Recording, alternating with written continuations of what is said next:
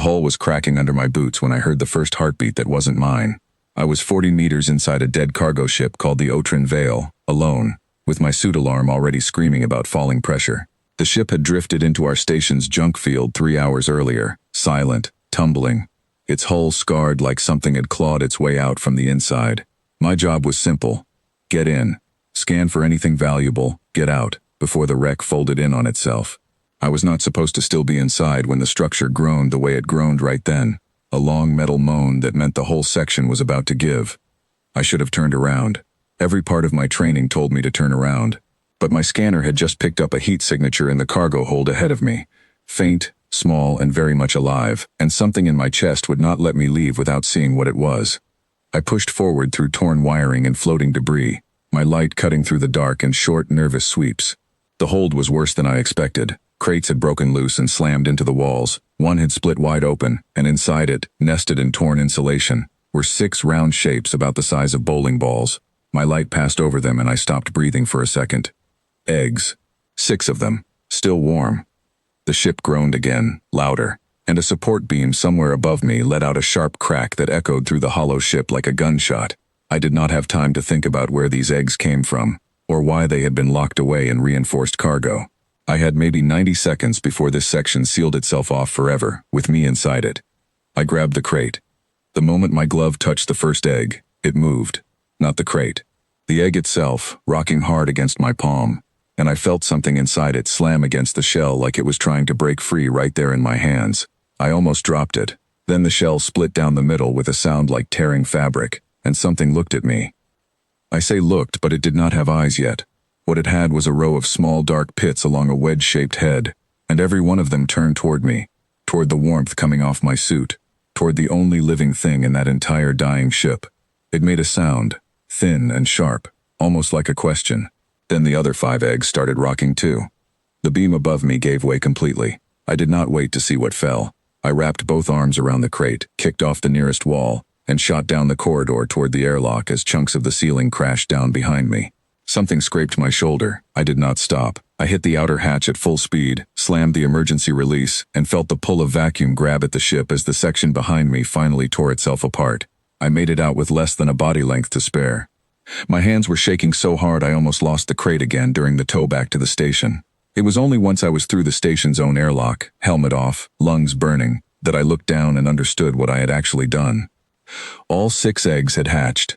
6 small creatures, wet and trembling, were pressed against the front of my suit, tiny clawed limbs gripping the fabric like their lives depended on it. Which, I would later learn, they believed it did. Every one of them had turned those heat-sensing pits toward me the second they broke free. And in the chaos of the collapsing ship, in the 90 seconds between finding them and nearly dying to save them, something had locked into place inside their tiny minds. As far as they were concerned, I was the reason they were alive. I was the only warm, safe thing in the entire universe.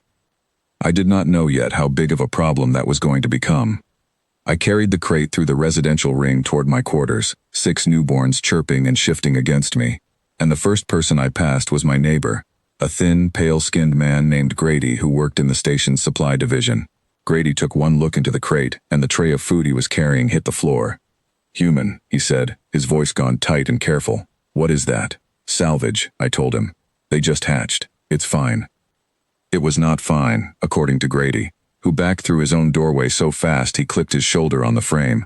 Within 20 minutes, half the corridor had gathered at a safe distance, watching me the way you'd watch someone carrying a live explosive through a crowded room. Somebody had already called it in. By the time I reached my own door, 2 station security officers were waiting for me, along with a woman I did not recognize, tall, sharp-eyed, wearing an administrator's badge. Her name was Nora Voss, and she did not waste time on pleasantries. "Do you understand what you are holding?" she asked. I told her I did not really. I told her I'd found eggs on a dying ship and pulled them out before the section collapsed, and that they'd hatched on the way back and imprinted on me before I could do anything about it. Nora's expression did not soften. "Those are Vashtar hatchlings," she said. "Cradle reavers. Do you know what that means?" I did not. And over the next hour, in my own quarters, surrounded by 6 creatures who refused to leave my side for even a second, I learned exactly what it meant, and why an entire corridor of grown adults had looked at me like I was carrying a bomb. The Vashtar cradle reaver, Nora explained, was not just a dangerous animal, it was a doctrine. Entire fleets planned their patrol routes around known Vashtar breeding zones. Colonies that discovered a nest within 100 kilometers evacuated without waiting for confirmation. It was not the adults that terrified people most, though the adults were bad enough. It was the newborns. A cradle reaver hatchling imprints within minutes of birth, Nora said, watching the smallest of them. A pale orange one I had already started calling Marigold, try to gum my finger with teeth that had not finished growing in. Once it imprints, it treats the safety of that individual as the single most important thing in existence. Anything the hatchling perceives as a threat to its chosen protector becomes something to remove, permanently, and they grow fast. Within a year, that one in your lap will weigh more than you do. I looked down at Marigold, who had fallen asleep against my wrist, and then at the other 5, curled together in a pile of blankets I had pulled off my own bed for them. So they're loyal, I said slowly. Nora's jaw tightened. That is one way to put it. The station council convened an emergency session that same night. I was not invited, but Nora gave me the summary the next morning, standing in my doorway while all 6 hatchlings pressed themselves against my legs, watching her with those small dark pits fixed on her every movement. The council wanted the hatchlings removed immediately and transferred to a containment facility 3 sectors away, a place built specifically to hold dangerous juvenile species until they could be either studied or, more often, quietly put down before they became a threat.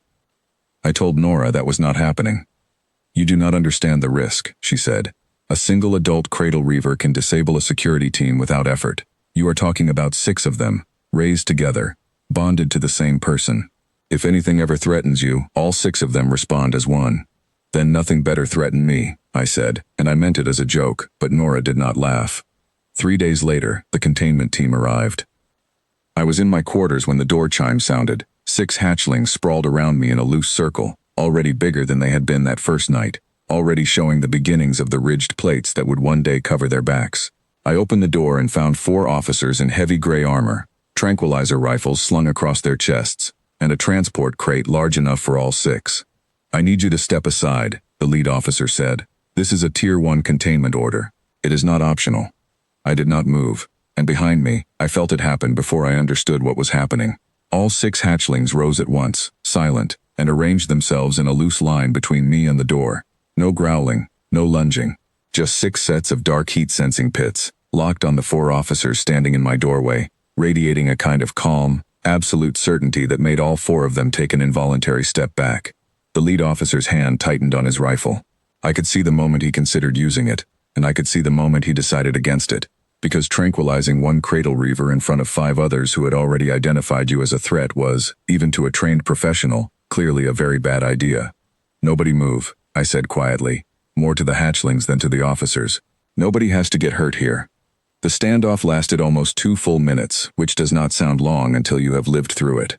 4 armed adults and 6 half-grown predators frozen in a narrow doorway, everyone waiting to see who would flinch first. It was Nora who broke it, arriving at a near run down the corridor, breathless, waving the officers back before anyone made a decision they could not undo. Stand down, she said.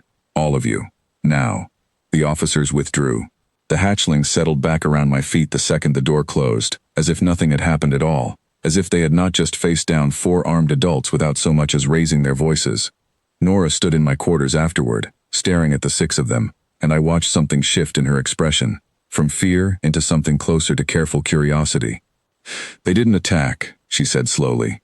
They had every opportunity, and they didn't attack. They didn't need to, I said. Nobody hurt me. That's the whole rule, isn't it? They only respond if I'm actually in danger. Nora looked at me for a long moment. That is the theory, she said. Nobody has ever tested it on purpose.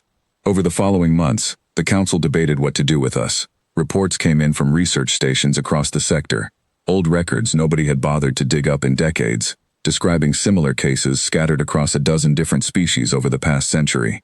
Every single time, someone had found abandoned Vashtar eggs. Every single time the hatchlings had imprinted on their rescuer. And every single time the story ended the same way. If the rescuer was calm, if the rescuer treated the hatchlings with patience instead of fear, the adults that grew from them became something closer to devoted guardians than monsters. It was only when hatchlings were raised in captivity, trained deliberately as weapons, that the stories turned dark. Nora brought me these reports herself, spreading them across my small kitchen table while Marigold, now the size of a large dog, dozed against my feet, and the others sprawled around the room in various states of half-sleep. "You raise them like family," she said, reading through the last report. "That is apparently the difference.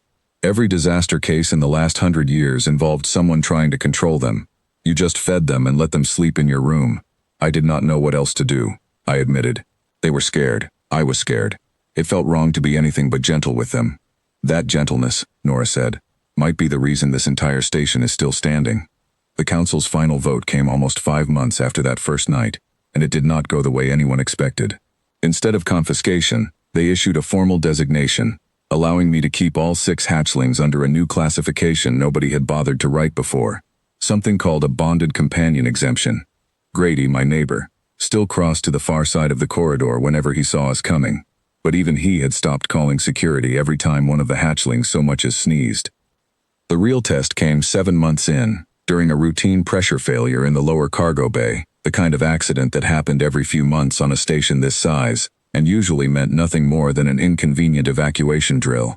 Grady's daughter, a small girl named Ellie who could not have been older than 6, had wandered down near the loading doors chasing a rolling storage canister just as the alarms began to sound. I was 2 corridors away when it happened. Marigold was not.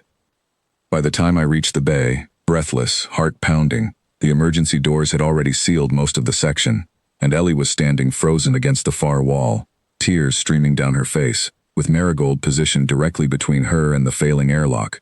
Wings of loose plating along her back flared wide, absolutely still, patient, immovable.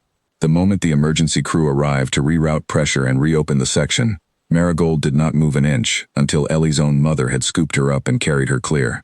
Grady found me afterward in the corridor outside my quarters, his hands still shaking slightly from the scare. He did not say much. He looked at Marigold, who had settled quietly at my side, then back at me, and something in his face had changed for good. "I owe you an apology," he said. "I judged them before I understood them. I judged you too." "You don't owe me anything," I told him. "You were scared. Everyone was scared. I was scared too, the first night, holding 6 creatures I didn't understand, not knowing if I'd made the worst decision of my life. And now?" he asked. "Now I know I made the best one," I said, and meant it completely. Word of what happened in the cargo bay spread through the station faster than any official report could have managed. People who had once crossed corridors to avoid us started stopping to say hello. Children who had been warned to stay away began asking, quietly, careful, if they could pet one of the hatchlings, and more often than I expected, the hatchlings lowered their heads gently to allow it, patient in a way nothing that dangerous should have been capable of being. Nora came by one evening near the end of that first year, watching all 6 of them, now nearly full-grown, sprawled across my quarters in a tangle of limbs and plating, taking up almost every available surface. She had a new report in her hands, freshly compiled, and she read part of it aloud to me. "The Vashtar cradle reaver remains, by every objective measure, the single most dangerous species in known space when encountered in the wild, or raised in captivity for military purposes," she read. "However, recent documented cases suggest that when bonded during infancy to a calm, non-aggressive caregiver, the species demonstrates behavior more consistent with extreme protective loyalty than unprovoked aggression. Further study is recommended." She lowered the report and looked at me. "Do you know what the older species in this sector call it?" she asked, "when a person walks straight up to something that terrifies an entire galaxy and treats it like a family member instead of a weapon?" I shook my head. "They call it a human thing to do," she said. "Apparently we are not the first species to be terrified of you people specifically, not just what you bring home with you." I laughed, and beside me, Marigold shifted in her sleep, one heavy limb draping lazily across my legs the way she had done every single night since that first terrifying hour on the Otrin Vale. I thought about that dying ship, the beam collapsing behind me, the 90 seconds I had spent deciding whether to run or to reach into a crate of eggs I did not understand. I thought about how close I had come to leaving them behind, and how different this year would have looked if I had. I did not regret it, not for a single second. Outside my window, the station continued its slow turn against the stars. Quiet now, familiar, no longer a place where 6 half-grown predators drew panicked crowds in the corridors. Somewhere down that same hallway, Grady's daughter was probably already asleep, safe, because a creature the entire galaxy feared had decided, on some deep and unshakable level, that keeping her safe was simply what family did. I settled back against the wall, 6 warm, breathing shapes surrounding me in the dim light, and closed my eyes. thinking that whatever the rest of the galaxy believed about the Vashtar Cradle Reaver, they had never actually understood the whole story. It was never really about how dangerous they could be. It was always about who they chose to protect.